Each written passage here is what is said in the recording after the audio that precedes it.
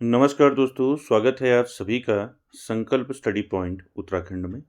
तो दोस्तों आज हम डिस्कस करने वाले हैं राष्ट्रीय शिक्षा नीति 2020। दोस्तों आज हम डिस्कस करने वाले हैं। इससे पहले दोस्तों हमने जो है एनईपी 1968 को जो है कवर किया है और साथ ही साथ आपका एनईपी 1986 कवर किया है और उसके बाद जो है हमने संशोधित राष्ट्रीय शिक्षा नीति पढ़ी थी 1992। दोस्तों इसके बाद जो है आज हम जो है तीसरी जो है भारत की तीसरी एजुकेशन पॉलिसी दोस्तों आज हम डिस्कस करने वाले हैं राष्ट्रीय शिक्षा नीति 2020। इससे संबंधित दोस्तों महत्वपूर्ण एमसीक्यूज दोस्तों हम आज के सेशन में कवर करने वाले हैं और जो आप सभी के लिए इम्पोर्टेंट रहेगा। चलिए दोस्तों स्टार्ट करते हैं आज का सेशन और आप सभी लोग दोस्तों वीडियो के एंड तक जरूर बने रहें। स्टार्ट करने से पहले दोस्तों कुछ इंपॉर्टेंट फैक्ट जो है डिस्कस कर लेते हैं राष्ट्रीय शिक्षा नीति 2020 से। उसके बाद जो है दोस्तों फिर हम आगे इसमें बढ़ेंगे। देखिए दोस्तों राष्ट्रीय शिक्षा नीति, ठीक है, राष्ट्रीय शिक्षा नीति 2020 से पहले जो है इससे पहले कौन कौन सी जो है राष्ट्रीय शिक्षा नीति आपने पढ़ी है। देखिए हमने जो है एनईपी नेशनल एजुकेशन पॉलिसी 1968 पढ़ा था, ठीक है। इसके बाद जो है हमने क्या पढ़ा, आपका एनईपी 1986 पढ़ा, 1986 की शिक्षा नीति, ठीक है। इसके बाद हमने क्या पढ़ा था, इसके बाद हमने पढ़ा था संशोधित राष्ट्रीय शिक्षा नीति, ठीक है, संशोधित राष्ट्रीय शिक्षा नीति, ठीक है, राष्ट्रीय शिक्षा नीति 1992, ठीक है। और आज जो है हम आपका पढ़ेंगे एनईपी 2020, ठीक है। ये सारे जो हैं आपके सिलेबस में हैं एलटी के, ठीक है। और साथ ही साथ दोस्तों ये सारे टॉपिक जो हैं डिटेल में भी करवा रखें, ठीक है, जिनको आप प्लेलिस्ट में जाकर देख सकते हैं, ठीक है। देखिए कुछ इंपॉर्टेंट फैक्ट दोस्तों यहाँ पर ध्यान देते हैं। देखिए जो राष्ट्रीय शिक्षा नीति है 2020, ध्यान रखेंगे ये जो नीति है ये इसको जो है स्वीकृति कब मिली, ठीक है। पहला आपको यहाँ पर पॉइंट याद रखना है, जो राष्ट्रीय शिक्षा नीति 2020 है इसको स्वीकृति कब मिली, ठीक है। इसको जो स्वीकृति मिली थी कब मिली थी, ध्यान रखेंगे 29 जुलाई 2020 को मिली थी, ठीक है। 29 जुलाई 2020 को जो है इसको क्या मिली थी, स्वीकृति मिली थी केंद्रीय मंत्रिमंडल द्वारा, ठीक है। पहला पॉइंट याद रखेंगे, ठीक है। दूसरा पॉइंट याद रखेंगे दोस्तों, ये स्वतंत्र भारत की कौन से नंबर की शिक्षा नीति है, आपको पूछा जा सकता है, ठीक है। राष्ट्रीय शिक्षा नीति यानी कि नेशनल एजुकेशन पॉलिसी 2020 जो है ये स्वतंत्र भारत की तीसरी शिक्षा नीति है, ठीक है, तीसरी शिक्षा नीति, ठीक है। साथ ही साथ दोस्तों आपको यहाँ पर याद रखना है जो एनईपी 2020 है इसके मसौदा यानी कि इसके ड्राफ्टिंग कमेटी का अध्यक्ष पूछा जाता है, तो ध्यान रखेंगे एनईपी 2020, ठीक है। एनईपी 2020 की मसौदा समिति की, ठीक है, मसौदा या इसको हम क्या कहते हैं आपका ड्राफ्टिंग कमेटी या मसौदा समिति, ठीक है, दोनों ध्यान में रखेंगे, ठीक है। मसौदा या ड्राफ्टिंग जो है कमेटी के अध्यक्ष कौन थे, तो ध्यान रखेंगे ड्राफ्टिंग या मसौदा समिति के अध्यक्ष कौन थे, मैंने कई बार आपको बता रखा है, नाम याद रखेंगे डॉक्टर के कस्तूरी रंगन, ठीक है। यहाँ पर लिख देता हूँ डॉक्टर के कस्तूरी रंगन, के कस्तूरी रंगन, ध्यान रखेंगे, क्लियर है। तो यहाँ पर जो है एनईपी 2020 की मसौदा यानी कि ड्राफ्टिंग समिति के अध्यक्ष कौन थे, आपको पूछा जा सकता है, तो ध्यान रखेंगे डॉक्टर के कस्तूरी रंगन। ये पूर्व में जो है ये पूर्व में जो है इसरो के क्या थे, इसरो प्रमुख थे पहले, ठीक है, इसरो प्रमुख, ठीक है। साथ ही साथ दोस्तों आपको ध्यान में रखना है यहाँ पर जो मसौदा दोस्तों आपका जो मसौदा जो जमा किया था यानी कि जो मसौदा जमा कर कब किस ईयर में किया था पूछा जा सकता है, ठीक है। जो ये मसौदा है यानी कि जो ये ड्राफ्टिंग समिति है, ठीक है, इसके अध्यक्ष मैंने बता दिया डॉक्टर के कस्तूरी रंगन, और ये मसौदा जो है जमा किया गया था 2019 में, ठीक है, मसौदा जो है या ड्राफ्टिंग जो है इसको जमा कब किया गया था?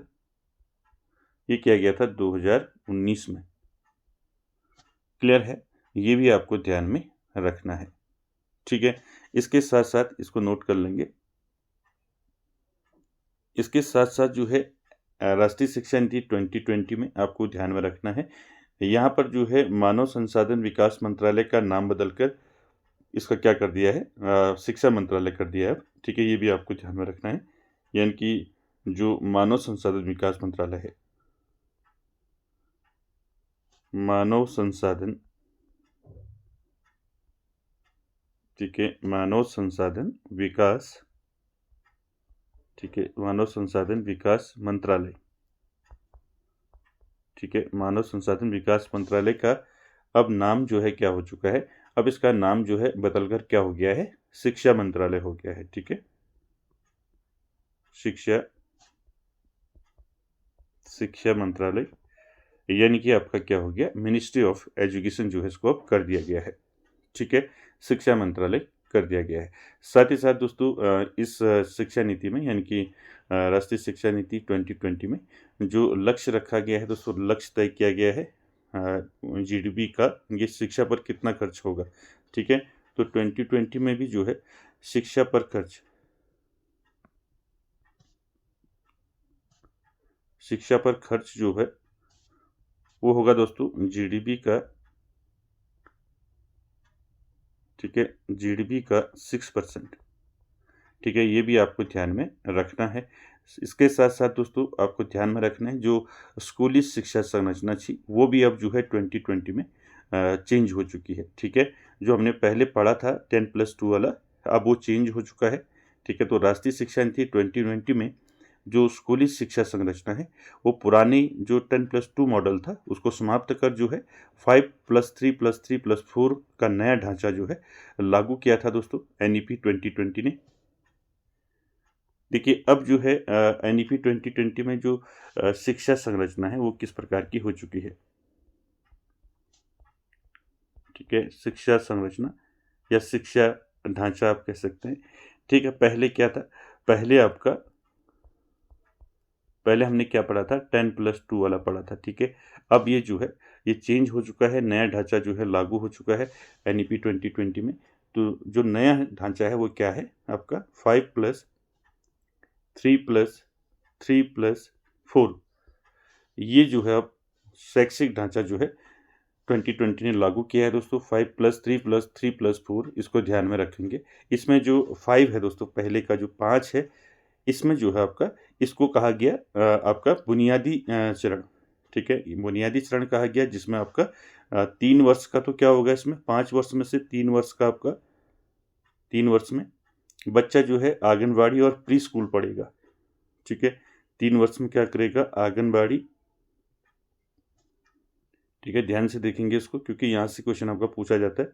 3 वर्ष आंगनबाड़ी प्लस 2 वर्ष का जो है यहाँ पर क्या हो जाएगा, कक्षा 1 और कक्षा 2। ठीक है, कक्षा 1 और कक्षा 2। क्लियर है, 3 वर्ष में जो है 3 वर्ष का तो आंगनबाड़ी और प्री स्कूल हो गया और 2 वर्ष का जो है कक्षा 1 और 2 हो गया, तो 5 हो गया है। ठीक है, कक्षा 1 और 2 क्या हो गया, यहाँ पर 2 वर्ष का हो गया ना, तो टोटल 5 वर्ष हो गया। पहला 5 से आपको याद रखना है, 3 वर्ष का इसमें आंगनबाड़ी और प्री स्कूल। ठीक है, और 2 वर्ष का इसमें कक्षा 1 और 2। अगला 3 क्या है, देखिए अगला 3 जो है इसमें आ जाएगा आपका अगले 3 में कक्षा 2 तक तो आपने देख लिया, कक्षा 3 आ जाएगा इसमें, दूसरे वाला जो 3 है इसमें कक्षा 3, कक्षा 4 और कक्षा 5 आ जाएगा, 3 हो गया। ठीक है, इसके बाद जो अगला तीसरा है इसको ध्यान रखेंगे, अगला तीसरा आ जाएगा 5 तक, यहाँ है क्या आ जाएगा, क्लास 6, 7 और क्लास 8।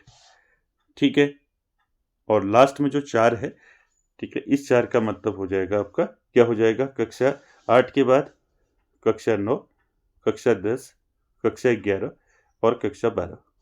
क्लियर है, तो यहाँ पर दोस्तों आपको जो है एनईपी 2020 की जो नई जो शिक्षा संरचना है इसको आपने ध्यान में रखना है, यहाँ से आपके क्वेश्चन आपको पूछे जाएंगे। ठीक है, क्या है नया जो ढांचा है शिक्षा संरचना का, आपको याद रखना है 5+3+3+4। ठीक है, 5 जो है, पहला जो 5 है ये बुनियादी चरण है। ठीक है, ये 5 वर्ष का माना गया। ठीक है, जिसमें आपका 3 वर्ष का आंगनबाड़ी प्री स्कूल और 2 वर्ष का आपका कक्षा 1 और कक्षा 2। ठीक है, 5 वर्ष हो गया। अगला 3 वर्ष जो है, इसमें आपका बच्चा जो है कक्षा 3, 4 और 5 पढ़ेगा। और अगला 3 जो है, इसमें बच्चा जो है कक्षा 6, 7, 8 पढ़ेगा। और जो अगला 4 है लास्ट, इसमें बच्चा जो है 9th, 10th, 11th और 12th की शिक्षा प्राप्त करेगा। ठीक है, तो इस प्रकार की शिक्षा संरचना दोस्तों लागू की थी दोस्तों एनईपी 2020 ने। ठीक है, ठीक है, तो इसको आपने अच्छे से याद रखना है शिक्षा संरचना को। ठीक है, एनईपी 2020 की शिक्षा संरचना आपको कभी भी पूछा जा सकता है, तो याद रखेंगे 5+3+3+4। क्लियर है। इसमें पहला चरण जो 5 वर्ष वाला है, इसमें अगर आयु पूछी जाएगी तो किस आयु वर्ग के इसमें बच्चे आएंगे। जो पहला 5 बुनियादी चरण है आपको पूछा जा सकता है। बुनियादी चरण में जो है आपका 3 से लेकर 8 वर्ष की आयु के बच्चे आएंगे। इसमें पहला जो बुनियादी चरण है 5 वर्ष का, जिस पर हमने आंगनबाड़ी और प्री स्कूल की बात की, 3 वर्ष का, और 2 वर्ष का आपका कक्षा 1 और कक्षा 2 हो गया। ठीक है, इसमें कौन सी आयु के वर्ग के बच्चे होंगे, इसमें 3 से लेकर 8 वर्ष की आयु के बच्चे। ठीक है, दूसरा 3 जो हमने बताया था कक्षा 3, 4 और 5, इसमें जो है आयु वर्ग रहेगा 8 से 11 वर्ष। ठीक है, और उसके बाद जो तीसरा है आपका 6, 7, 8, इसमें आ जाएगा 11 से 14 वर्ष। और अगला जो चौथा है 9, 10, 11, 12, इसमें आ जाएगा आयु वर्ग 14 से 18 वर्ष। ठीक है, इस प्रकार से भी आपको पूछ लिया जाएगा, तो इसलिए आपको अच्छे से दिमाग में रखना है जो स्कूली शिक्षा संरचना है एनईपी 2020 की 5+3+3+4। ठीक है, अच्छे से इसको आपको याद रख लेना है। ठीक, इसके बाद जो है अगला जो पॉइंट है वो आपको ध्यान में रखना है। ठीक, क्लियर हो गया, नोट कर लेंगे इसको। अगला देखिए, अगला जो पॉइंट है वो आपको याद रखना है एनईपी 2020 से। ठीक है, एनईपी 2020 ने दोस्तों एक मूल्यांकन केंद्र की स्थापना की बात करी है। यानी कि जो एनईपी 2020 है, इसने कहा कि जो राष्ट्रीय स्तर पर जो है एक मूल्यांकन केंद्र होना चाहिए। ठीक है, राष्ट्रीय स्तर पर क्या होना चाहिए, राष्ट्रीय स्तर पर एक मूल्यांकन केंद्र होना चाहिए। ठीक है, मूल्यांकन केंद्र। ठीक है, मूल्यांकन केंद्र कौन सा होना चाहिए, जिसके बारे में मैंने आपको पहले बताया था। ठीक है, तो याद रखेंगे यहाँ पर राष्ट्रीय मूल्यांकन केंद्र जो है परख की स्थापना की जाएगी। यानी कि राष्ट्रीय स्तर पर एक मूल्यांकन केंद्र होगा जिसका नाम होगा परख। ठीक है, इसको ध्यान में रखेंगे, इस पर हम आगे भी बात करेंगे फिर परख में। ठीक, तो ध्यान रखेंगे। इसके बाद साथ ही साथ आपको याद रखना है अगला पॉइंट, जो एमफिल है, एमफिल पाठ्यक्रम जो है पूरी तरह से समाप्त कर दिया गया था 2020 में। ठीक है, जो एनईपी 2020 हम पढ़ रहे हैं, इसमें दोस्तों आपको ध्यान रखना है एमफिल। ठीक है, एमफिल को जो है क्या कर दिया है, इसमें समाप्त कर दिया है। ठीक है, ये इंपॉर्टेंट फैक्ट है, ध्यान रखेंगे, पूछा जा सकता है आपको। एनईपी 2020 में जो है एमफिल पाठ्यक्रम को जो है पूरी तरह से क्या कर दिया गया है, समाप्त कर दिया गया है। ठीक है, इसके साथ ही साथ दोस्तों जो एनईपी 2020 है, इसने जो है शिक्षक शिक्षा की बात की है। ठीक है, यानी कि शिक्षक शिक्षा, टीचर एजुकेशन की बात की है। तो शिक्षक शिक्षा जो है दोस्तों क्या कहा है, जो शिक्षकों की जो शिक्षा होगी उसमें इनने माना है दोस्तों कि एनईपी 2020 ने 2030 तक जो है शिक्षण के लिए जो न्यूनतम योग्यता इन्होंने बताई है, क्या बताई है, 4 वर्षीय एकीकृत बीएड, इसके बारे में बताया था मैंने। 4 वर्षीय इंटीग्रेटेड बीएड, यानी कि एकीकृत बीएड। ठीक है, ये भी आपको ध्यान में रखना है। यानी कि 4 वर्ष का जो है एकीकृत बीएड जो है 2030 तक शिक्षण के लिए जो है न्यूनतम योग्यता माना गया दोस्तों एनईपी 2020 में। ठीक है, साथ ही साथ दोस्तों त्रिभाषा सूत्र, दोस्तों इन्होंने त्रिभाषा सूत्र के बारे में बताया। ठीक, यानी कि जो 3 में से जो है इनकी त्रिभाषा, 3 इसमें भाषाएं हैं, तो 3 में से 2 भाषाएं जो हैं इसमें क्या होनी चाहिए, भारतीय होनी चाहिए। ठीक है, इसके साथ साथ दोस्तों आपको नोट रखना है एनईपी 2020 से, एनईपी 2020 ने दोस्तों 2025 तक, ठीक है, 2025 तक जो है कक्षा 3 तक, ये क्वेश्चन जो है पहले पूछा गया था, तो ध्यान रखेंगे 2025 तक कक्षा 3 तक जो है FLN, ठीक है, FLN प्राप्त करना। अब FLN क्या है, ठीक है, FLN प्राप्त करना। FLN होता है दोस्तों, आपको इसको फुल फॉर्म होता है इसका फाउंडेशनल लिटरेसी एंड न्यूमरेसी बोलते हैं इसको, हिंदी में बोलते हैं बुनियादी साक्षरता और संख्या ज्ञान, ठीक है, इसको प्राप्त करना कक्षा 3 तक, ठीक है, 2025 तक। क्लियर है। इसके साथ ही साथ दोस्तों आपको ध्यान में रखना है 2030 तक सभी बच्चों के लिए प्री स्कूल से माध्यमिक स्तर तक जो है सार्वभौमिक पहुंच, ठीक है। अगला पॉइंट क्या रखेंगे, 2030 तक सभी बच्चों, ठीक है, सभी बच्चों के लिए, ठीक है, प्री स्कूल, ठीक है, प्री स्कूल से लेकर माध्यमिक स्तर पर, प्री स्कूल से लेकर माध्यमिक स्तर तक जो है तक सार्वभौमिक पहुंच, ठीक है, इसको नोट कर लेंगे, यहाँ पर सार्वभौमिक लिख लेंगे, सार्वभौमिक पहुंच, ठीक है। ये भी आपको ध्यान रखना है कि NEP 2020 ने दोस्तों क्या लक्ष्य रखा है, 2030 तक जो है सभी बच्चों के लिए प्री स्कूल से माध्यमिक स्तर तक जो है क्या बने, सार्वभौमिक पहुंच बने, यानी कि आसानी से जो है बच्चे जो है प्री स्कूल और माध्यमिक स्तर की शिक्षा प्राप्त करें। और 2025 तक कक्षा 3 तक FLN प्राप्त करना, यानी कि बुनियादी साक्षरता और संख्या ज्ञान जो है कक्षा 3 तक बच्चों को बताना इसके बारे में, ठीक। तो कुछ ही इम्पोर्टेंट फैक्ट थे दोस्तों राष्ट्रीय शिक्षा नीति 2020 से, आपको ध्यान में रखने हैं। पहला आपको याद रखना है NEP 2020 को मैंने बताया स्वीकृति कब मिली थी, 29 जुलाई 2020 को स्वीकृति मिली थी केंद्रीय मंत्रिमंडल द्वारा। यह स्वतंत्र भारत की जो है तीसरी शिक्षा नीति है, ठीक है। और NEP 2020 के मसौदा यानी कि ड्राफ्टिंग समिति के अध्यक्ष कौन थे पूछा जा सकता है, तो डॉक्टर के कस्तूरी रंगन, पूर्व इसरो प्रमुख थे दोस्तों, ठीक है। और मसौदा जमा कब किया गया था, 2019 में किया गया था, ये भी आपको पूछा जा सकता है।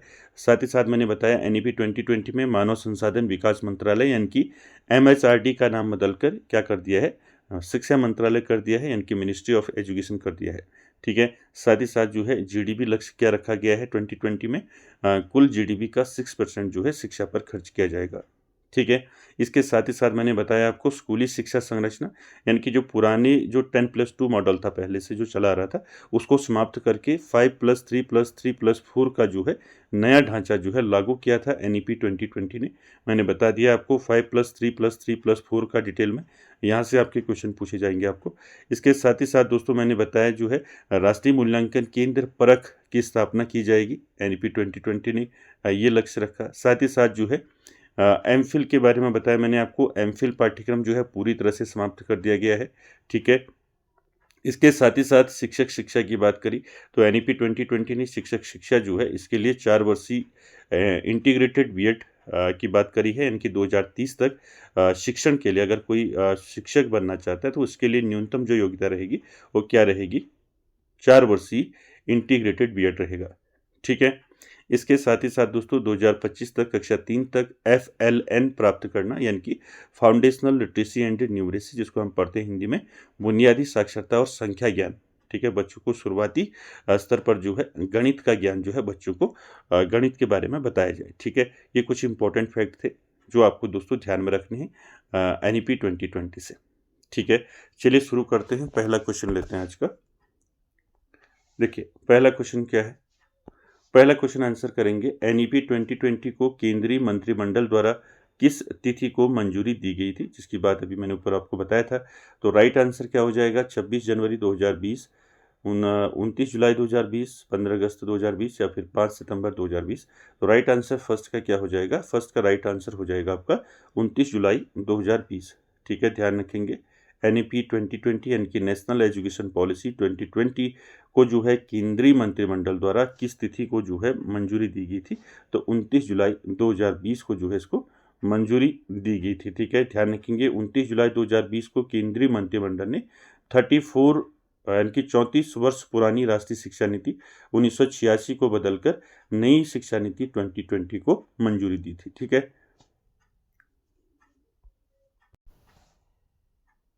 चलिए अगला देखिए क्वेश्चन नंबर 2। क्वेश्चन नंबर 2 का आंसर करेंगे दोस्तों। क्वेश्चन नंबर 2 है NEP 2020 का मसौदा यानी कि ड्राफ्ट तैयार करने वाली समिति के अध्यक्ष कौन थे। ठीक है, अभी ऊपर बताया था मैंने आपको। ठीक है, NEP 2020 की मसौदा यानी कि ड्राफ्टिंग समिति के अध्यक्ष कौन थे। तो राइट आंसर क्या हो जाएगा क्वेश्चन नंबर 2 का, ध्यान रखेंगे, डॉक्टर के कस्तूरी रंगन। क्या हो जाएगा, ऑप्शन ए जो है राइट आंसर हो जाएगा, डॉक्टर के कस्तूरी रंगन। ये पूर्व जो है क्या थे, पूर्व इसरो प्रमुख थे। ठीक है, ये भी आपको ध्यान में रखना है दोस्तों। ठीक है, चलिए अगला देखिए क्वेश्चन नंबर 3। क्वेश्चन नंबर 3 का आंसर करेंगे। क्वेश्चन नंबर 3 है दोस्तों, NEP 2020 ने स्कूली शिक्षा के लिए किस पुराने पैटर्न को प्रतिस्थापित किया है। बताइए क्या हो जाएगा, 10+2+3, 10+2, 8+4 या फिर 5+3+2+2। तो राइट आंसर क्या हो जाएगा 3 का। NEP 2020 ने स्कूली शिक्षा के किस पुराने पैटर्न को प्रतिस्थापित किया है। क्या हो जाएगा बताइए।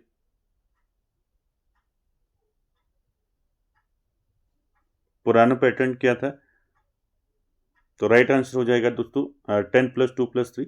अब जो नया पैटर्न हो गया, अब क्या हो गया, नई संरचना जो है, शिक्षा संरचना क्या बताई है NEP 2020 ने।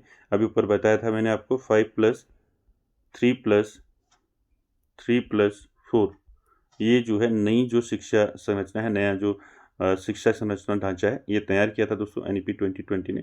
इसमें मैंने बता दिया आपको, जो पहले का जो 5 है, ठीक है, इनको अच्छे से याद रखना है क्योंकि यहाँ से आपका क्वेश्चन पूछा जाता है।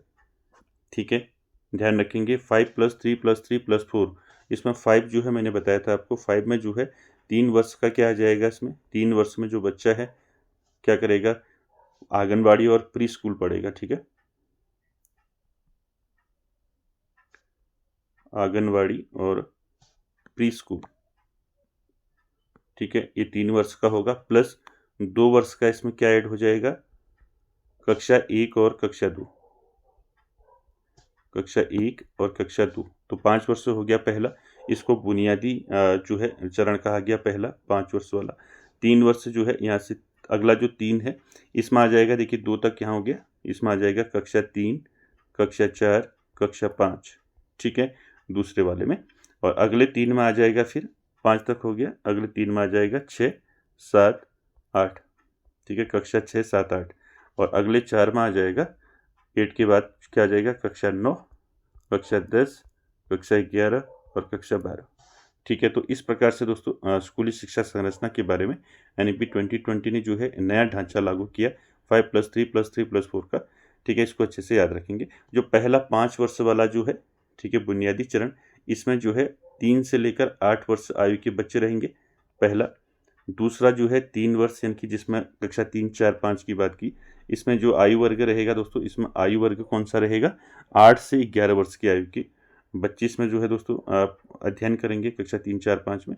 उसके बाद अगला जो है, अगला 3 जो है कक्षा 6, 7, 8। ठीक है, कक्षा 6, 7, 8, इसमें आयु वर्ग रहेगा 11 से 14 वर्ष। ठीक है, 6, 7, 8 में। और अगला जो 4 है 9, 10, 11, 12, इसमें जो है किस आयु वर्ग के बच्चे रहेंगे, 14 से 18 वर्ष की आयु के बच्चे रहेंगे। ठीक है, तो ये आपको ये शिक्षा जो संरचना है इसको ध्यान रखना है। ठीक, चलिए अगला देखिए क्वेश्चन नंबर 4। क्वेश्चन नंबर 4 का आंसर करना है। NEP 2020 के अनुसार नई शैक्षिक संरचना 5+3+2+2 में पहला 5 किस चरण में दर्शाता है। तो इसको ठीक कर लेंगे। ठीक है, 5+3+, ठीक है, 5+3+3+4 करेंगे इसको, 5+3+3+4। ठीक है, इसमें जो पहला 5 है दोस्तों, जिसके बारे में मैंने बताया, ये 5 किस चरण को दर्शाता है। क्या हो जाएगा इसका राइट आंसर, प्रारंभिक चरण, बुनियादी चरण, मध्य चरण या फिर माध्यमिक चरण। तो क्या हो जाएगा, इसको सही कर लेंगे। ठीक है, ठीक है, क्या हो जाएगा, तो यहाँ पर 4 का दोस्तों राइट आंसर हो जाएगा। पहला 5 बताया था मैंने अभी आपको, बुनियादी चरण कहा गया इसको, जो पहले जो 5 है, ठीक है, इसको क्या कहा गया, बुनियादी चरण कहा गया, जिसमें 5 में जो है इसमें 3 वर्ष का जो है क्या था, 3 वर्ष का आंगनबाड़ी और प्री स्कूल था, प्लस 2 वर्ष का क्या था, इसमें 2 वर्ष का इसमें बच्चा कक्षा 1 और कक्षा 2 पढ़ेगा। ठीक, कक्षा 1 और 2। क्लियर, इसी को जो है क्या कहा गया, बुनियादी शरण कहा गया। और इसमें आयु वर्ग की बात करें तो आयु वर्ग इसमें 3 से 8 वर्ष जो है आयु वर्ग इसमें रखा गया है। ठीक है, इसको भी आपने ध्यान में रखना है। क्लियर हो गया। इसी में आपको तीसरा भी पूछा जा सकता है, अगला तीसरा पूछा जा सकता है और चौथा पूछा जा सकता है। ठीक है, इसको आपने ध्यान में रखना है। इसको सही कर लेंगे। ठीक है, 5 + 3 + 3 + 4 हो जाएगा। ठीक, चलिए अगला देखिए क्वेश्चन नंबर 5। क्वेश्चन नंबर 5 का आंसर करना है। क्वेश्चन नंबर 5 है NEP 2020 में मानव संसाधन विकास मंत्रालय यानी कि MHRD का नाम बदलकर क्या कर दिया गया है। चलिए क्या हो जाएगा इसका राइट आंसर, मानव विकास मंत्रालय, शिक्षा और कौशल मंत्रालय, शिक्षा मंत्रालय या फिर राष्ट्रीय शिक्षा बोर्ड। तो क्या हो जाएगा यहाँ पर 5 का राइट आंसर, राइट आंसर हो जाएगा दोस्तों क्या हो जाएगा यहाँ पर, शिक्षा मंत्रालय। ठीक है, अब MHRD का नाम बदलकर क्या कर दिया है, शिक्षा मंत्रालय कर दिया है NEP 2020 में। ठीक है, ध्यान रखेंगे इसको, मिनिस्ट्री ऑफ एजुकेशन। अगला देखिए क्वेश्चन नंबर 6। क्वेश्चन नंबर 6 का आंसर करेंगे। NEP 2020 का लक्ष्य जो है किस वर्ष तक 3 से 18 वर्ष आयु वर्ग के प्रत्येक बच्चे को गुणवत्तापूर्ण शिक्षा प्रदान करना है। चलिए आपको आंसर करना है। NEP 2020 ने दोस्तों NEP 2020 का लक्ष्य किस वर्ष तक जो है 3 से 18 वर्ष आयु वर्ग के प्रत्येक बच्चे को गुणवत्ता शिक्षा प्रदान करना है। 2025, 2030, 2035 या 2040। चलिए आंसर कीजिए। क्वेश्चन नंबर 6 का राइट आंसर क्या हो जाएगा, 6 का दोस्तों यहाँ पर राइट आंसर हो जाएगा 2030। ऑप्शन बी जो है यहाँ पर राइट आंसर हो जाएगा दोस्तों 6 का। NEP 2020 का जो लक्ष्य है दोस्तों वर्ष 2030 तक स्कूली शिक्षा में 100% जो है सकल नामांकन हासिल करना है। ठीक है, अगला क्वेश्चन नंबर 7, इसका आंसर करेंगे। 7 है दोस्तों NEP 2020 में GDP का कितना प्रतिशत शिक्षा पर खर्च करने का लक्ष्य रखा गया है। ऑप्शन देखिए 4%, 5%, 6% या फिर आपका 7%। तो क्या हो जाएगा यहाँ पर 7 का, दोस्तों यहाँ पर 7 का राइट आंसर हो जाएगा 6%।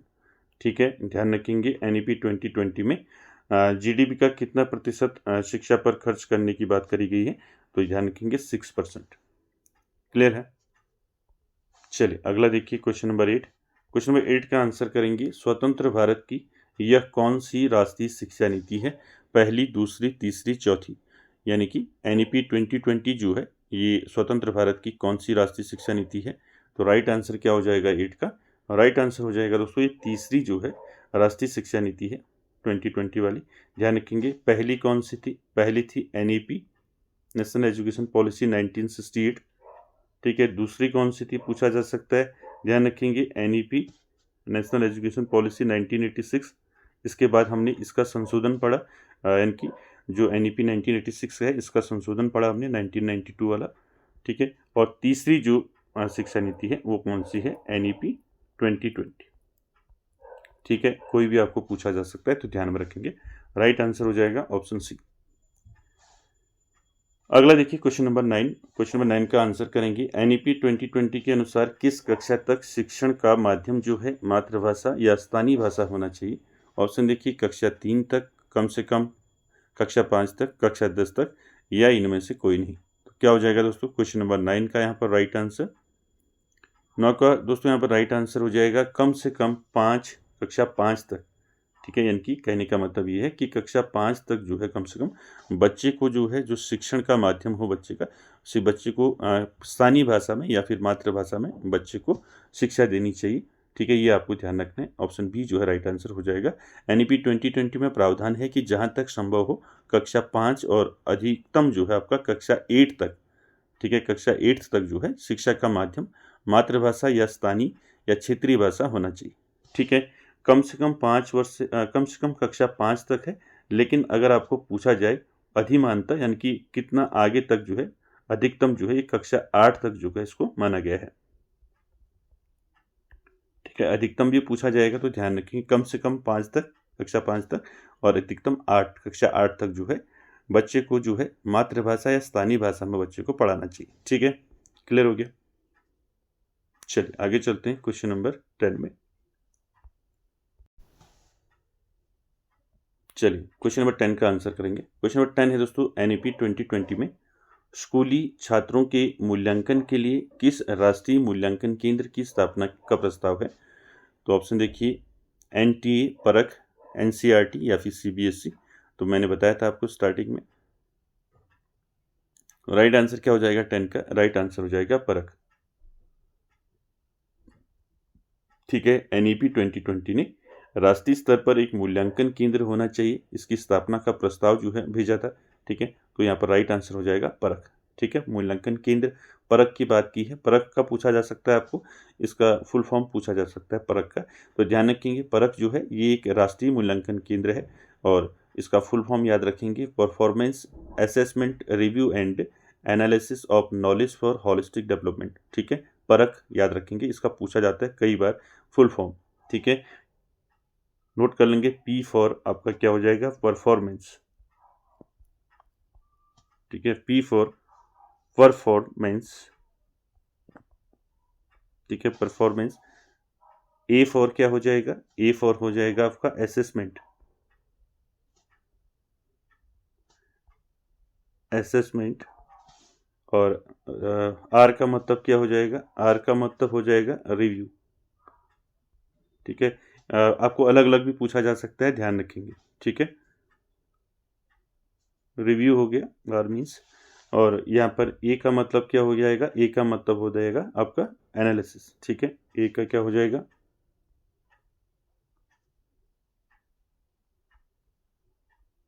एनालिसिस। ठीक है, और के का मतलब क्या हो जाएगा? के का मतलब हो जाएगा आपका नॉलेज। ठीक है, और एस का मतलब हो जाएगा यहाँ पर होलिस्टिक। क्या हो जाएगा? होलिस्टिक। होलिस्टिक। ठीक है, तो इसका फुल फॉर्म याद रखेंगे, performance assessment review and analysis of knowledge for holistic development. ठीक है, परख।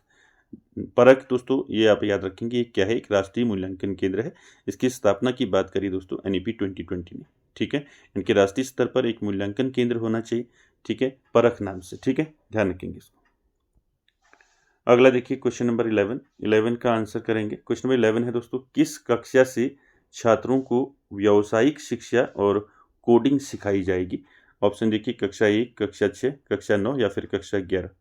चलिए आंसर कीजिए, क्या हो जाएगा? एनईपी 2020 ने जो है क्या कहा है कि जो व्यावसायिक शिक्षा है और कोडिंग है, ये किस कक्षा से सिखाना चाहिए बच्चों को? तो यहाँ पर 11 का दोस्तों राइट आंसर हो जाएगा, क्या हो जाएगा? कक्षा 6 से। ठीक है, ऑप्शन बी जो है यहाँ पर राइट आंसर हो जाएगा।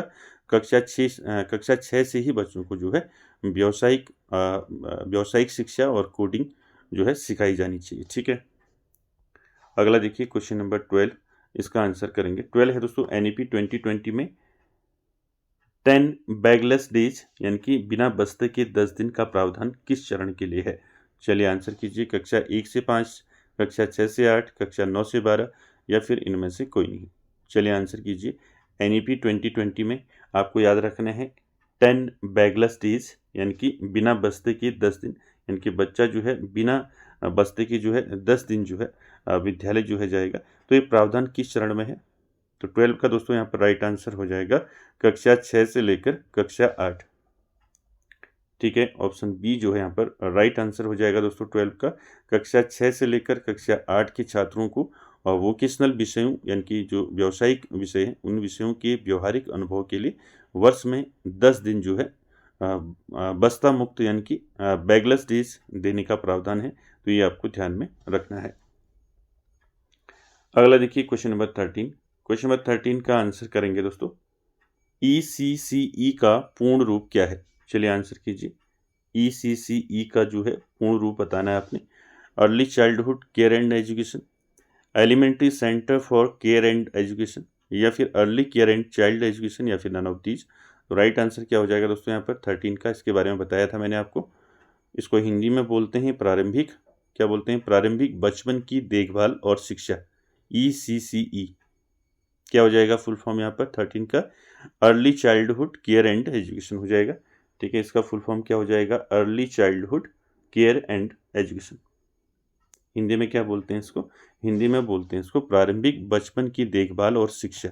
ठीक है। 3 से 6 वर्ष के बच्चों के लिए समग्र विकास पर केंद्रित है दोस्तों ये ECC, ठीक है। अर्ली चाइल्डहुड केयर एजुकेशन जो है ये 3 से लेकर, ठीक है, ध्यान रखेंगे, पूछा जा सकता है 3 से लेकर 6 वर्ष के बच्चों के लिए समग्र विकास पर केंद्रित है दोस्तों, ध्यान रखेंगे, ठीक। अगला क्वेश्चन नंबर 14 का दोस्तों आंसर करेंगे FLN का पूर्ण रूप क्या है। चलिए आंसर कीजिए, FLN का पूर्ण रूप क्या होगा। Foundational literacy and numeracy, option देखिए फंक्शनल लिटरेसी नेटवर्क, या फिर आपका फॉर्मल लर्निंग एंड न्यूमरेसी, या फिर आपका नन ऑफ दीज। क्या हो जाएगा यहाँ पर राइट आंसर।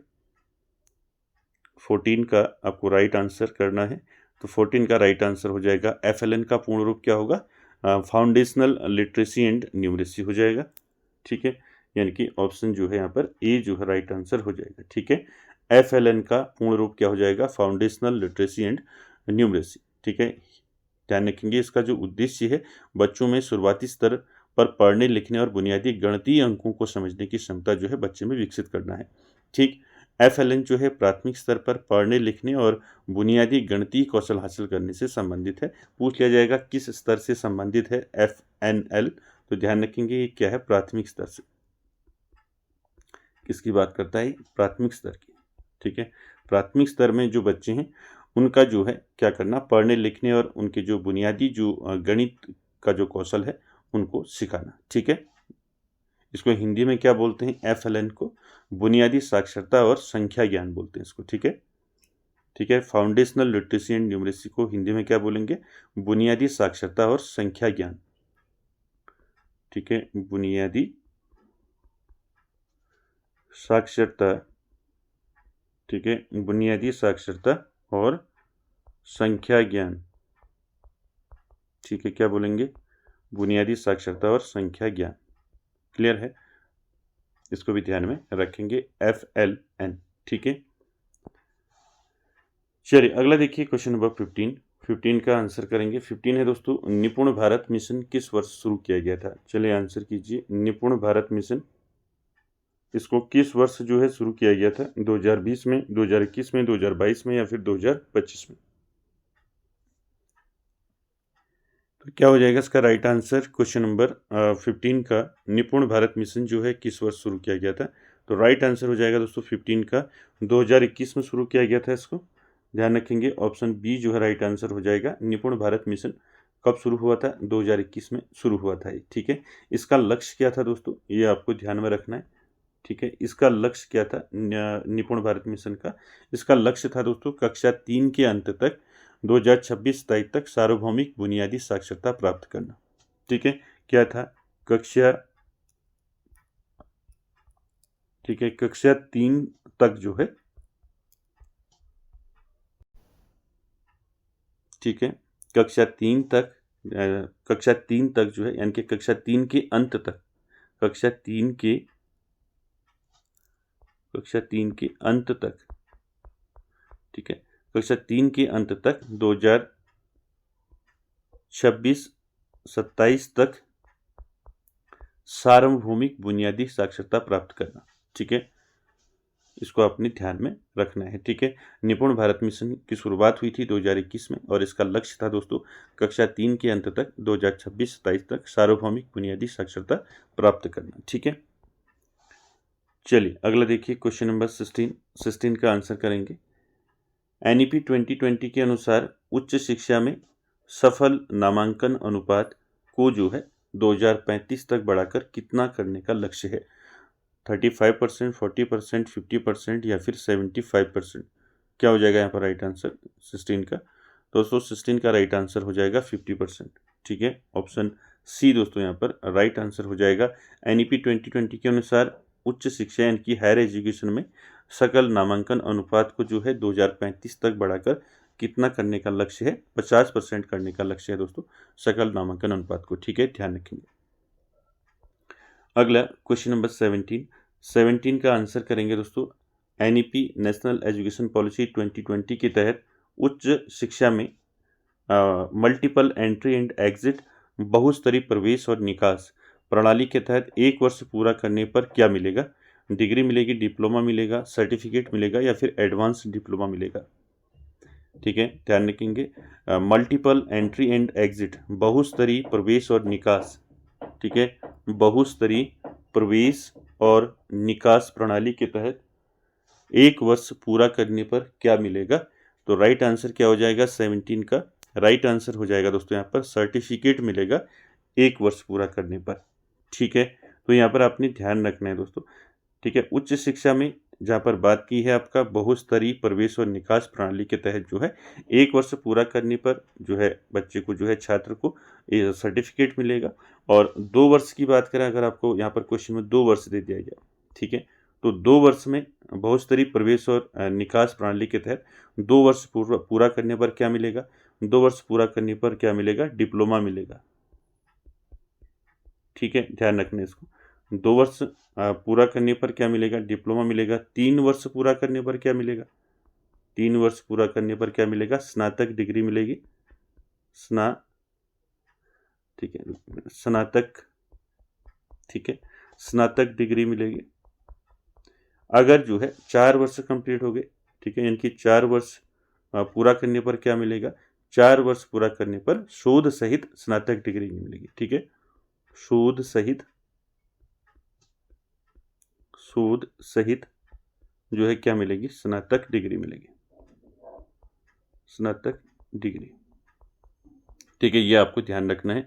ठीक है, NEP 2020 के तहत उच्च शिक्षा में, ठीक है, ध्यान रखेंगे, उच्च शिक्षा में बहुस्तरीय प्रवेश और निकास प्रणाली जो है इसके तहत 1 वर्ष पूरा करने पर सर्टिफिकेट मिलेगा, 2 वर्ष पूरा करने पर डिप्लोमा, 3 वर्ष पूरा करने पर स्नातक डिग्री और 4 वर्ष पूरा करने पर शोध सहित स्नातक डिग्री मिलेगी। ठीक है, अगला देखिए क्वेश्चन नंबर 18 का आंसर करेंगे। 18 है दोस्तों, ABC का पूर्ण रूप क्या है जो उच्च शिक्षा में छात्रों के क्रेडिट को डिजिटल रूप से सुरक्षित रखेगा?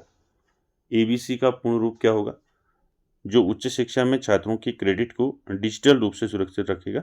ऑप्शन देखिए, academic bank of credits, annual bank of courses, academic board of curriculum या फिर नन ऑफ दीज। क्या हो जाएगा यहाँ पर राइट आंसर क्वेश्चन नंबर 18 का राइट आंसर हो जाएगा दोस्तों, ABC का पूर्ण रूप क्या होगा? Academic bank of credits. ठीक है, ऑप्शन ए जो है यहाँ पर राइट आंसर हो जाएगा दोस्तों। आपको पूछा जा सकता है ABC का पूर्ण रूप पूछा जा सकता है, ECCE का पूर्ण रूप पूछा जा सकता है, ठीक है, FLN का पूर्ण रूप पूछा जा सकता है। ठीक है, मैंने सारे आपको बताए हैं। ठीक, कोई भी आपको पूछा जा सकता है, परख का जो है आपको पूर्ण रूप पूछा जा सकता है। ठीक है, तो ध्यान रखेंगे ABC जो है एकेडमिक बैंक ऑफ क्रेडिट्स। ठीक है, ABC एक डिजिटल प्लेटफॉर्म है दोस्तों जहां छात्रों द्वारा अर्जित एकेडमिक क्रेडिट्स जमा रहेंगे ताकि वे पढ़ाई जो है ब्रेक होने के बाद भी दोबारा उसको शुरू कर सकें। ठीक है, ध्यान रखेंगे इसको। चलिए आगे चलते हैं क्वेश्चन नंबर 19 में। क्वेश्चन नंबर 19 का आंसर करेंगे। 19 दोस्तों, NEP 2020 के लागू होने के बाद किस उच्च अध्ययन पाठ्यक्रम को समाप्त कर दिया है? तो मैंने अभी ऊपर बताया था आपको, NEP 2020 ने जो है किस अध्ययन पाठ्यक्रम को समाप्त कर दिया है? तो 19 का दोस्तों यहाँ पर राइट आंसर क्या हो जाएगा? राइट आंसर हो जाएगा MPhil।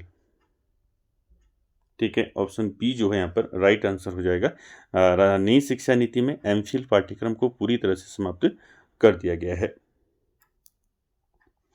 अगला क्वेश्चन नंबर 20 में आपने आंसर करना है HECI का पूर्ण रूप। जितने भी ये पूर्ण रूप आ रहे हैं, फुल फॉर्म आ रहे हैं, इनको आपने ध्यान में रखना है दोस्तों। ठीक है, कोई भी आपको पूछा जा सकता है। तो HECI का पूर्ण रूप क्या होगा? Higher education commission of India, higher education committee of India या फिर holistic education commission of India या फिर नन ऑफ दीज। तो राइट आंसर क्या हो जाएगा दोस्तों? यहाँ पर मैंने बताया था आपको HECI। ठीक है, हिंदी में पढ़ते हैं इसको भारतीय उच्च शिक्षा बोलते हैं। ठीक है, तो राइट आंसर क्या हो जाएगा? Higher education commission of India. ठीक है, ऑप्शन ए जो है यहाँ पर राइट आंसर हो जाएगा। ध्यान रखेंगे HECI का पूर्ण रूप क्या होगा? Higher education commission of India. Hindi में क्या पढ़ते हैं इसको? भारतीय उच्च शिक्षा। ठीक है, भारतीय उच्च शिक्षा। ठीक है, भारतीय उच्च शिक्षा। ठीक है, मैंने बताया था जब आपको UGC के बारे में मैंने आपको डिटेल में बताया था। UGC और जो AICTE है इसका स्थान अब जो है किसने ले लिया है? अब इसका स्थान ले लिया है दोस्तों HECI ने, यानी कि higher education commission of India ने इनका स्थान ले लिया है। ठीक है, इसको ध्यान रखेंगे। चलिए अगला देखिए क्वेश्चन नंबर 21, इसका आंसर करेंगे। 21 है दोस्तों, NEP 2020 के अनुसार अनुसंधान को बढ़ावा देने के लिए किस शीर्ष निकाय की स्थापना की जाएगी? ऑप्शन देखिए CSIR, NRF, DST या फिर इनमें से कोई नहीं। क्या हो जाएगा राइट आंसर बताइए। आपको बताना है NEP 2020 ने जो है अनुसंधान को बढ़ावा देने के लिए किस शीर्ष निकाय की स्थापना का सुझाव दिया है। ठीक है, तो राइट आंसर क्या हो जाएगा 21 का? राइट आंसर हो जाएगा यहाँ पर NRF। ठीक है, ऑप्शन बी जो है राइट आंसर हो जाएगा। अनुसंधान को बढ़ावा देने के लिए किस शीर्ष निकाय की स्थापना की जाएगी? NRF की स्थापना की जाएगी। NRF मतलब होता है नेशनल रिसर्च फाउंडेशन। क्या होता है इसका मतलब? नेशनल, ठीक है, नेशनल रिसर्च फाउंडेशन। ठीक है, ठीक है, रिसर्च फाउंडेशन, रिसर्च फाउंडेशन। ठीक है, NRF देश में गुणवत्तापूर्ण शोध संस्कृति को विकसित करने और फंडिंग के लिए जो है NRF का गठन किया जाएगा दोस्तों।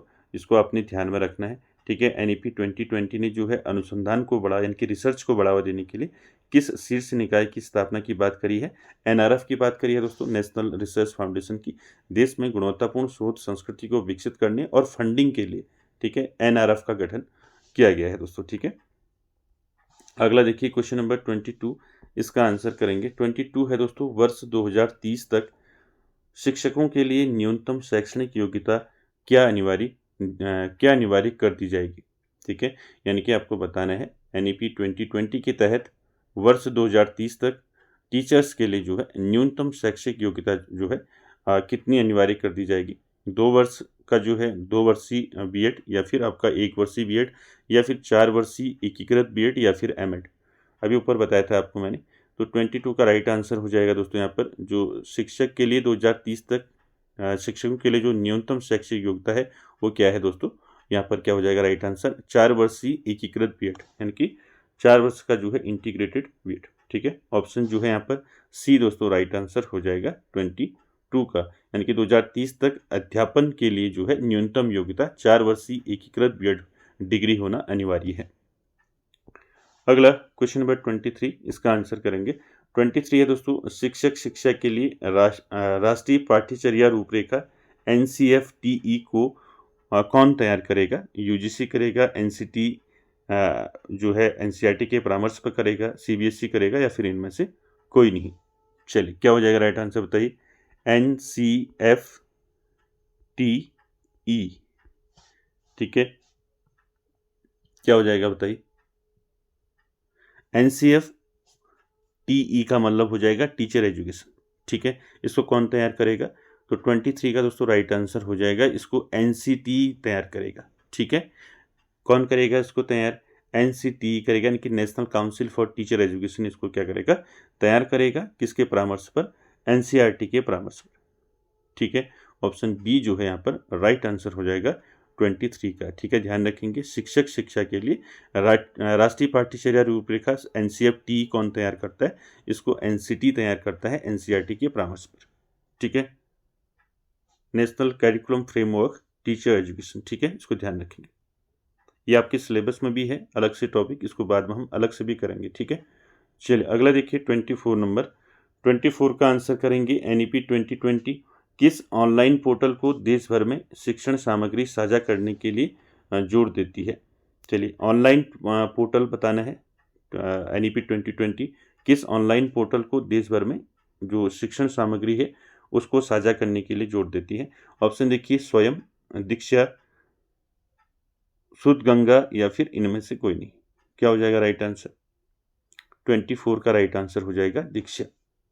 ठीक है, ठीक है, दीक्षा, परख, निष्ठा ये सारे मैंने आपको करवा रखे हैं। ठीक है, आप प्लेलिस्ट में जाकर इनको अच्छे से डिटेल में देख सकते हैं। तो यहाँ पर ऑप्शन क्या हो जाएगा आपका राइट आंसर? ऑप्शन बी हो जाएगा दीक्षा। दीक्षा जो है एक डिजिटल प्लेटफॉर्म है। ठीक है, डिजिटल प्लेटफॉर्म जो स्कूलों में जो है गुणवत्तापूर्ण शिक्षण सामग्री उपलब्ध कराने के लिए जो है प्रमुखता से इसको ये काम करता है दीक्षा। ठीक है, यानी कि जो शिक्षण सामग्री है, ठीक है, उसको उपलब्ध कराने का काम करता है, ठीक है, ध्यान रखेंगे। चलिए अगला देखेंगे क्वेश्चन नंबर 25 का आंसर करेंगे। NEP 2020 के अनुसार बाल वाटिका का संबंध किस आयु वर्ग से है? चलिए बताइए। नेशनल एजुकेशन पॉलिसी 2020 के अनुसार बाल वाटिका का संबंध किस आयु वर्ग से है? 3 वर्ष से कम, 5 से 6 वर्ष, 6 से 8 वर्ष या फिर 8 से 10 वर्ष? क्या हो जाएगा 25 का राइट आंसर? राइट आंसर हो जाएगा दोस्तों 5 से 6 वर्ष, ठीक है। ऑप्शन बी जो है यहाँ पर राइट आंसर हो जाएगा, ध्यान रखेंगे इसको, ठीक है। क्लियर है? यानी कि कक्षा 1 में प्रवेश से पहले, ठीक है, 5 या 6 वर्ष की आयु के बच्चों के लिए बाल वाटिका श्रेणी बनाई गई है। तो ध्यान रखेंगे 5-6 वर्ष का मतलब है यहाँ पर कक्षा 1 में प्रवेश से पहले, ठीक है, इसको भी ध्यान रखेंगे। कक्षा 1 में प्रवेश से पहले,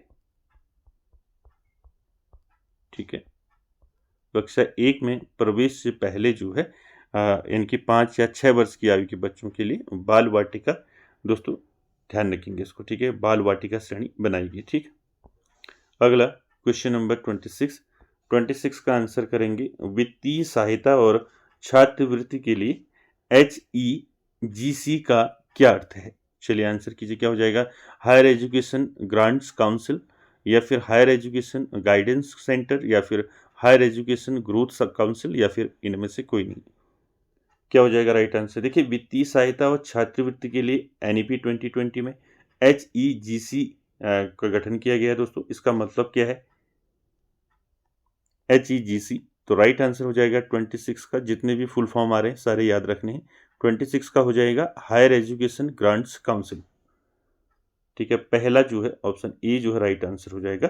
वित्तीय सहायता और छात्रवृत्ति के लिए HEGC का गठन किया दोस्तों NEP 2020 ने, ठीक है। इसको हिंदी में क्या पढ़ते हैं? उच्चतर शिक्षा अनुदान परिषद, ठीक है, उच्चतर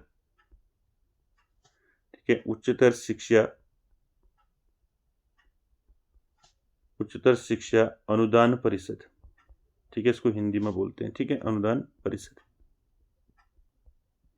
ठीक है, HEGC, ठीक है, यानी कि हायर एजुकेशन ग्रांट्स काउंसिल, उच्चतर शिक्षा अनुदान परिषद, उच्च शिक्षा संस्थानों को फंडिंग और स्कॉलरशिप जो है क्या करता है? वितरित करता है, ठीक है। HEGC क्या करता है? जो उच्च शिक्षा संस्थान है उनको फंडिंग और स्कॉलरशिप जो है वितरित करता है, ठीक है, ध्यान रखेंगे इसको। अगला क्वेश्चन नंबर 27 का आंसर करेंगे। NEP 2020 में प्रौढ़ शिक्षा यानी कि अडल्ट एजुकेशन के लिए कौन सा लक्ष्य निर्धारित किया गया है? 2025 तक 50% साक्षरता, 2030 तक 100% साक्षरता या फिर केवल महिलाओं को पढ़ाना?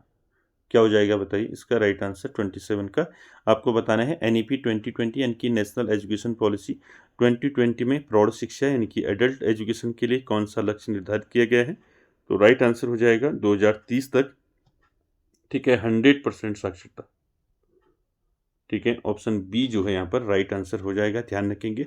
NEP 2020 में प्रौढ़ शिक्षा के लिए क्या लक्ष्य निर्धारित किया गया है? इनकी जो प्रौढ़ शिक्षा है वो 2030 तक जो है इसको 100% जो है करने की बात करी गई है दोस्तों, ठीक है। अगला क्वेश्चन नंबर 28 का आंसर करेंगे। लोक विदा, ठीक है, लोक विद्या शब्द का उल्लेख NEP 2020 में किस संदर्भ में हुआ है? चलिए आंसर कीजिए। लोक विद्या शब्द का उल्लेख NEP 2020 यानी कि नेशनल एजुकेशन पॉलिसी 2020 में किस संदर्भ में हुआ है? केवल आधुनिक विज्ञान, भारत का पारंपरिक और स्थानीय ज्ञान, राजनीतिक विज्ञान या फिर इनमें से कोई नहीं? क्या हो जाएगा दोस्तों यहाँ पर राइट आंसर 28 का? लोक विद्या, ठीक है। लोक विद्या शब्द का उल्लेख NEP 2020 में किस संदर्भ में हुआ है? भारत का पारंपरिक और स्थानीय ज्ञान। ऑप्शन बी जो है यहाँ पर राइट आंसर हो जाएगा दोस्तों। ध्यान रखेंगे भारत का जो पारंपरिक ज्ञान है, जैसे पारंपरिक ज्ञान की बात करें, जैसे आपका हस्तशिल्प हो गया, क्या हो गया? हस्तशिल्प, ठीक है, साथ ही साथ आयुर्वेद हो गया, हस्तशिल्प, आयुर्वेद, साथ ही साथ याद रखेंगे कृषि, ठीक है, आदि को जो है लोक विद्या के रूप में पाठ्यक्रम में एकीकृत किया जाएगा। ठीक है, यानी कि आपको ध्यान रखना है, लोक विद्या शब्द का उल्लेख एनईपी 2020 में किस संदर्भ में हुआ है? भारत का पारंपरिक और स्थानीय ज्ञान के संदर्भ में हुआ है। ठीक है, पारंपरिक ज्ञान क्या होता है? इनकी भारत का जो पारंपरिक ज्ञान है, जैसे आपका हस्तशिल्प, आयुर्वेद, कृषि आदि को लोक विद्या के रूप में पाठ्यक्रम में एकीकृत किया जाएगा। ठीक है, एनईपी 2020 के तहत। चलिए अगला देखिए, क्वेश्चन नंबर 29। चलिए 29 का आंसर करेंगे। 29 है दोस्तों, एनईपी 2020 के अनुसार स्कूली शिक्षा का नया पाठ्यचर्या ढांचा कौन तैयार कर रहा है? चलिए आंसर कीजिए, यूजीसी, सीबीएसई, एनसीईआरटी या फिर एनसीटी। चलिए आंसर कीजिए। एनईपी नेशनल एजुकेशन पॉलिसी 2020 के अनुसार स्कूली शिक्षा का नया पाठ्यचर्या ढांचा कौन तैयार कर रहा है? तो आप जानते हैं कौन करता है पाठ्यचर्या ढांचा तैयार? तो एनसीईआरटी करता है, मैंने आपको बताया था इसके बारे में। तो राइट आंसर हो जाएगा ऑप्शन सी। ठीक है, ध्यान रखेंगे, नेशनल करिकुलम फ्रेमवर्क फॉर जो है स्कूल एजुकेशन, जिसको हम क्या बोलते हैं? एनसीएफएससी बोलते हैं। ठीक है, एनसीएफएससी का फुल फॉर्म क्या हो जाएगा? National curriculum framework for school education. ठीक है, इसका निर्माण जो है किसके द्वारा किया जाता है? इसका निर्माण किया जाता है एनसीईआरटी के द्वारा। क्लियर है? चलिए अगला देखिए, क्वेश्चन नंबर 30 का आंसर करेंगे दोस्तों। मानसिक स्वास्थ्य और भावात्मक कल्याण के लिए छात्रों की मदद हेतु किस पहल का उल्लेख किया गया है एनईपी 2020 में? ठीक है, चलिए आंसर कीजिए। मनोदर्पण, दीक्षा, स्वयं या फिर इनमें से कोई नहीं। देखिए, मानसिक स्वास्थ्य और भावनात्मक कल्याण के लिए छात्रों की मदद हेतु किस पहल का उल्लेख किया गया है एनईपी 2020 में? तो राइट आंसर हो जाएगा 30 का दोस्तों, मनोदर्पण। क्या हो जाएगा? मनोदर्पण, यानी कि मानसिक स्वास्थ्य और भावात्मक कल्याण के लिए छात्रों की मदद के लिए जो है किस पहल का जो है उल्लेख किया गया है? मनोदर्पण। इसका मनोदर्पण का उल्लेख किया गया है। मनोदर्पण आप जानते हैं दोस्तों, यानी कि आत्मनिर्भर भारत अभियान के तहत छात्रों, शिक्षकों और परिवारों को जो है मानसिक स्वास्थ्य सहायता देने के लिए इस पहल की शुरुआत की गई थी दोस्तों, मनोदर्पण पहल की। ठीक है, किसके लिए? आत्मनिर्भर भारत अभियान के तहत छात्रों, शिक्षकों और परिवारों को मानसिक स्वास्थ्य सहायता देने के लिए इस पहल की शुरुआत की गई थी। ठीक है, आपको पूछ लिया जाएगा मनोदर्पण पहल की शुरुआत किस शिक्षा नीति ने की? ठीक है, इस प्रकार से क्वेश्चन बन जाएगा। ठीक है, एनईपी क्या हो जाएगा? एनईपी 2020। क्लियर है? चलिए अगला देखिए, क्वेश्चन नंबर 31 का आंसर करेंगे। एनईपी 2020 के तहत छात्रों के सर्वांगीण विकास के लिए किस प्रकार के रिपोर्ट कार्ड की वकालत की गई है? चलिए आंसर कीजिए। एनईपी 2020 में आपने बताना है छात्रों के सर्वांगीण विकास के लिए किस प्रकार के रिपोर्ट कार्ड, ठीक है, किस प्रकार के रिपोर्ट कार्ड की वकालत की गई है? 100% अंक आधारित रिपोर्ट कार्ड होना चाहिए, या फिर हॉलिस्टिक 360 डिग्री प्रोग्रेस कार्ड होना चाहिए, या फिर केवल ग्रेडिंग आधारित होना चाहिए, या फिर इनमें से कोई नहीं? क्या हो जाएगा बताइए राइट आंसर इसका? ध्यान रखेंगे दोस्तों, एनईपी 2020 के तहत छात्रों के सर्वांगीण विकास के लिए किस प्रकार के रिपोर्ट कार्ड की वकालत की गई है? राइट आंसर हो जाएगा 31 का दोस्तों, हॉलिस्टिक 360 डिग्री प्रोग्रेस कार्ड। ठीक है, तो यहाँ पर राइट आंसर ऑप्शन बी हो जाएगा। ध्यान रखेंगे, छात्रों के सर्वांगीण विकास के लिए किस प्रकार के रिपोर्ट कार्ड की वकालत की है एनईपी 2020 ने? Holistic 360 degree progress card. ठीक है, यह कार्ड जो है छात्र की संज्ञानात्मक, सामाजिक, भावनात्मक, व्यवहार और सहपाठ्यचर्या गतिविधियों को व्यापक रूप से दर्ज करेगा। ठीक है, अगला क्वेश्चन नंबर 32, इसका आंसर करेंगे। 32 है दोस्तों, एनईपी 2020 में निष्ठा का संबंध किससे है? चलिए आंसर कीजिए। छात्रवृत्ति वितरण, शिक्षकों के प्रशिक्षण, मुफ्त लैपटॉप वितरण, या फिर इनमें से कोई नहीं? निष्ठा, दीक्षा से सारे मैंने आपको करा रखे, तो क्या हो जाएगा राइट आंसर? निष्ठा का संबंध किससे है? तो 32 का राइट आंसर हो जाएगा शिक्षकों के प्रशिक्षण से। ठीक है, क्लियर है? टीचर्स ट्रेनिंग की बात करता है दोस्तों निष्ठा, तो यहाँ पर ऑप्शन बी जो है राइट आंसर हो जाएगा। ठीक है, शिक्षकों के प्रशिक्षण का एक क्या है, ये बृहद कार्यक्रम है, यानी टीचर्स ट्रेनिंग का एक व्यापक जो है या बृहद जो है कार्यक्रम है निष्ठा। निष्ठा का फुल फॉर्म पूछा जाता है। ठीक है, निष्ठा का फुल फॉर्म क्या होता है? National initiative for school heads and teachers holistic advancement. ठीक है, इसको आप याद रखेंगे। पूछा जाता है निष्ठा का फुल फॉर्म। जितने भी फुल फॉर्म आज के सेशन में आए हैं दोस्तों सारे आपको याद रखने। निष्ठा national initiative for school heads and teachers holistic advancement, इसको नोट कर लेंगे। ठीक, तो किससे संबंध रखता है दोस्तों? ये शिक्षकों के प्रशिक्षण से। अगला क्वेश्चन नंबर 33, इसका आंसर करेंगे। 33 है दोस्तों, पीएम पोषण योजना जो पहले मिड डे मील योजना थी, जो एनईपी 2020 के अनुसार क्या जोड़ने का सुझाव इसमें दिया गया है? ऑप्शन देखिए, रात का खाना, नाश्ता भी उपलब्ध कराना, केवल दूध, या इनमें से कोई नहीं। ठीक है, क्या हो जाएगा राइट आंसर? पीएम पोषण योजना। ठीक है, अब जो मिड डे मील योजना चलती थी, ठीक है, मिड डे मील योजना, अब जो है इसका नाम 2020 में क्या कर दिया है? पीएम प्रधानमंत्री पोषण योजना कर दिया है दोस्तों। ठीक है, अब इसमें दोस्तों क्या जोड़ने का सुझाव एनईपी 2020 ने दिया है? तो राइट आंसर 33 का क्या हो जाएगा? नाश्ता भी उपलब्ध कराना, यानी कि बच्चों को जो है नाश्ता भी उपलब्ध कराना, ये इसमें दोस्तों जोड़ने का सुझाव दिया है। ठीक है, प्रधानमंत्री पोषण योजना में। ठीक है, जिसको हम पहले मिड डे मील योजना के नाम से जानते थे। पूछा जा सकता है आपको एनईपी 2020 में मिड डे मील योजना, जिसको अब जो है प्रधानमंत्री पोषण योजना के नाम से जानते हैं, इसमें क्या जोड़ने का सुझाव एनईपी 2020 ने दिया था? तो नाश्ता भी उपलब्ध कराना, इनके बच्चों को नाश्ता भी उपलब्ध कराना, ये जोड़ने का सुझाव दिया था। अगला 34 नंबर और आज का आखिरी क्वेश्चन आपने आंसर करना है। एनईपी 2020 को लागू करने वाला भारत का पहला राज्य कौन सा था? मध्य प्रदेश, कर्नाटक, केरल, उत्तर प्रदेश। चलिए आंसर कीजिए। एनईपी 2020 यानी कि नेशनल एजुकेशन पॉलिसी 2020 को लागू करने वाला भारत का पहला राज्य कौन सा था? तो राइट आंसर हो जाएगा दोस्तों 34 का, क्या हो जाएगा? पहला राज्य कौन सा था? पहला राज्य था दोस्तों कर्नाटक। ठीक है, एनईपी 2020 को लागू करने वाला भारत का पहला राज्य क्या था? कर्नाटक। अगर आपको दूसरा राज्य पूछा जाता है सेकंड, दूसरा राज्य कौन सा था बताइए? दूसरा राज्य था आपका मध्य प्रदेश, एमपी। ठीक है, ये भी आपको ध्यान में रखना है। तो दोस्तों आज के सेशन में इतना ही। आई होप आपको जो है आज का सेशन जो है समझ में आया होगा। तो आज के सेशन में इतना ही दोस्तों, मिलते हैं नेक्स्ट सेशन में, तब तक के लिए धन्यवाद।